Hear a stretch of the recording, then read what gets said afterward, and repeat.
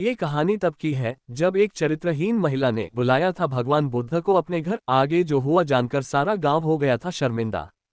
प्रचलित प्रसंग के अनुसार महात्मा बुद्ध एक स्थान से दूसरे स्थान भ्रमण करते रहते थे और लोगों को उपदेश देते थे। इसी यात्रा के दौरान एक बार महात्मा बुद्ध किसी गांव में पहुंचे। गांव के लोग उनके दर्शन करने और प्रवचन सुनने पहुंच रहे थे।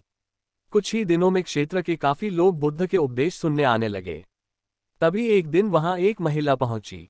उसने बुद्ध से पूछा कि आप तो किसी राजकुमार की तरह दिखते हैं, आपने युवावस्था में ही संन्यास क्यों धारण कर लिया।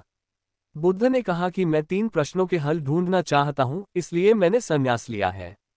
बुद्ध आगे बोले कि हमारा ये शरीर अभी युवा और आकर्षक है, लेकिन ये वृद्ध होगा, फिर बीमार होगा और अंत में मृत्यु हो जाएगी। मुझे वृद्धावस्था, बीमारी और मृत्यु इन तीनों के कारण जानना थे। इन 3 प्रश्नों के हल मुझे खोजना थे। बुद्ध की ये बातें सुनकर महिला बहुत प्रभावित हो गई और उसने उन्हें भोजन के लिए आमंत्रित किया। जैसे ही ये बात गांव के लोगों को मालूम हुई तो सभी ने बुद्ध से कहा कि वे उस स्त्री के यहाँ न जाए, क्योंकि उसका चरित्र सही नहीं है। बुद्ध ने गांव के सरपंच से पूछा कि क्या ये बात सही है। सरपंच ने भी गांव के लोगों की बात में अपनी सहमति जताई। तब बुद्ध ने सरपंच का एक हाथ पकड़कर कहा कि अब ताली बजाकर दिखाओ।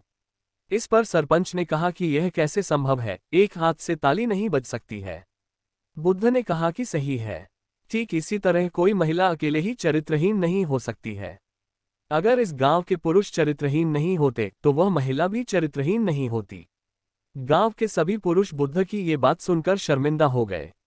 बुद्ध ने कहा कि अगर हम अच्छा समाज बनाना चाहते हैं तो सबसे पहले हमें खुद को सुधारना जरूरी है।